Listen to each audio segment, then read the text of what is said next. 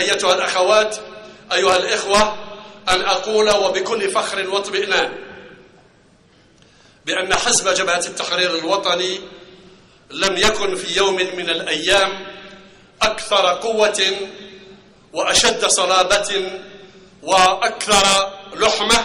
كما هو عليه اليوم بعد كل ما تعرض له من أزمات، وبعد كل السهام التي وجهت له من الآخرين، فهو قوي بإطاراته، قوي بمناضليه الذين أثبتوا في كل المراحل والأزمات أنهم الأحرص على أن يكون الحزب فوق كل اعتبار، وأكدوا في كل المناسبات والاستحقاقات والحوارات التزامهم النضالي وانضباطهم الحزبي، الأمر الذي حقق للحزب المكاسب والانتصارات والبقاء على الساحة السياسية، ليس كوجود تاريخي له جذوره المتأصلة في كل الشرائح والقوى والتنظيمات الوطنية، ولكن كقوة سياسية تحتل الصدارة في الحياة الوطنية والسياسية، مكنها الشعب عبر الاستحقاقات من الأغلبية في المجالس المنتخبة، ومنحها الثقة لتقود مسيرة النهوض الوطني. من العمليات الكبرى التي انطلق فيها حزب جبهة التحرير الوطني بعد المؤتمر الثامن الجامع، وتطبيقا للنصوص الأساسية التي صادق عليها إعادة تنظيم الهياكل الحزبية التي تؤمن التواصل الهرمي بين القاعدة والقيادة بما يحقق الانسجام والتوحد، وإعطاء الحزب قوة الانتشار لتدعيم الوعاء الانتخابي باستقطاب القدرات والكفاءات خاصة الجامعية، والانفتاح على الشباب من الجنسين، والتوسع تجاه تنظيمات المجتمع المدني بما يحقق المزيد من القدرة على التجنيد والتعبئة والاستمرارية التي تبقى نقطة أساسية في منظورنا لعملية التطور والتغيير والممارسة الحزبية بالانسجام والتكامل بين الأجيال، والتواصل الذي يحفظ مقومات التاريخ ويفتح آفاق المستقبل. لم تكن عملية إعادة هيكلة حزبنا على مستوى القسمات والمحافظات بالسهلة، وتعلمون جميعا أن القسمات والمحافظات لم يعد فيها النظر منذ أواسط الثمانينات. تطلبت هذه العملية جهودا متواصلة تولاها قياديون ومناضلون من حزب جبهة التحرير الوطني، تعاملوا مع المناضلين عبر المحافظات بروح من الانفتاح والمرونة للمحافظة على الانسجام والتنسيق والحوار، وهو الأسلوب الذي أكدت عليه التعليمات الصادرة في هذا المجال، وكذلك اللوائح والتوصيات التي صدرت عن دورات الهيئة التنفيذية والمجلس الوطني. وقد نجحنا في هيكلة الغالبية العظمى، وبقي البعض مؤطرين بلجان مؤقتة، وتولى مشرفون من القيادة، تولى انتخاب المندوبين وفقا للتعليمات الحزبية التي انبثقت عن دورات الهيئة التنفيذية والمجلس الوطني في فبراير الماضي. قد يتساءل البعض لماذا لم تتم هيكلة بعض المحافظات والقسمات؟ إن التساؤل بالمطلق يمكن أن يكون منطقيا، لكن الجواب يمكن أن يقدم قناعات ومبررات، وهي أن حزب جبهة التحرير الوطني على الرغم من أن إعادة الهيكلة أمر أساسي، إلا أن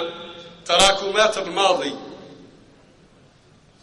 وعندما أتحدث عن الماضي لا أتحدث فقط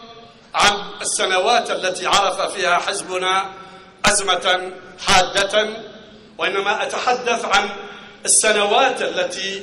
التي تلت انتخاب القسمات وتعيين المحافظين في أواسط الثمانينات، وبقيت على حالها إلى 2005 إلى 2006. وكذلك الالتزامات الحزبية على الساحة السياسية والإسهام الملزم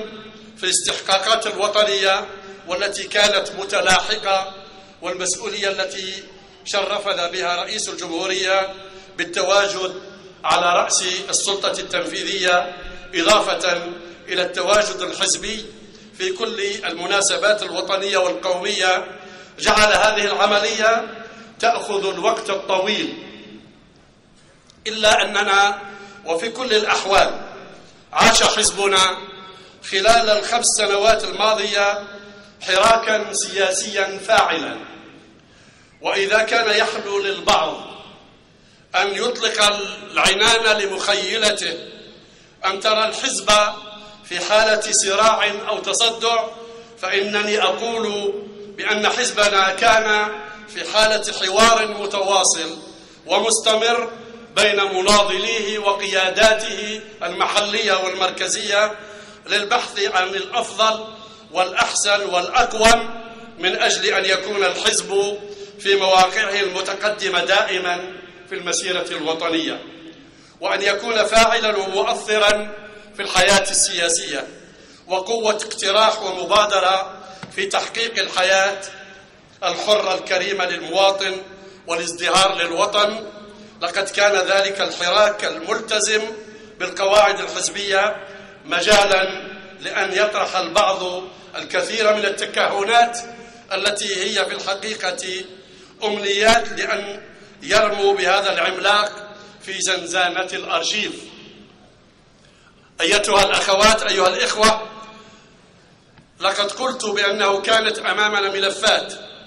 واستحقاقات للحزب دور أساسي في تحقيقها والمساهمة بفعالية في إنجازها، إضافة إلى القضايا الوطنية التي تشكل حجر الزاوية في عملنا المستقبلي، وهي المصالحة الوطنية والانتخابات التشريعية والانتخابات المحلية، والعمل على تعديل الدستور الذي أصبح ضرورة ملحة وغاية يجب تحقيقها استجابة لرغبة المناضلين والدعوات الملحة من المواطنين لفخامة الرئيس حتى تمكنه من الترشح لعهدة ثالثة التي كانت مطلبا جماهيريا. واعتبارا لكون حزبنا كان من المبادرين للمصالحة الوطنية والداعمين لها بكل قوة، فقد استنهض المناضلين والمحبين والمناصرين عبر أنحاء الوطن من خلال تواجدهم في مختلف المواقع للدعوة إلى ترسيخ روح التسامح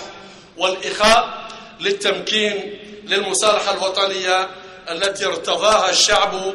في الاستفتاء الشعبي يوم 29 سبتمبر 2005 كاستجابة قوية وعارمة لدعوة السيد الرئيس لحقن الدماء وإنقاذ الوطن من حالة التدمير الذاتي وتعرية القوى التي تتخذ من الدين الحنيف دين الإخاء والتسامح ستارا لمآرب تحوم كل الشكوك حول أهدافها ومراميها الحقيقية، خاصة عندما تكون موجهة لقتل الأبرياء والعزل وعملية انتقاء القتل للمثقفين والعلماء وحرق المصانع والمعامل واستهداف كل ما من شأنه تقديم الخدمات للمواطنين وتوفير الحياة الكريمة. نعم، جاءت المصالحة الوطنية التي كان حزب جبهة التحرير الوطني من الداعمين لها منذ البدء والعامل على تحقيقها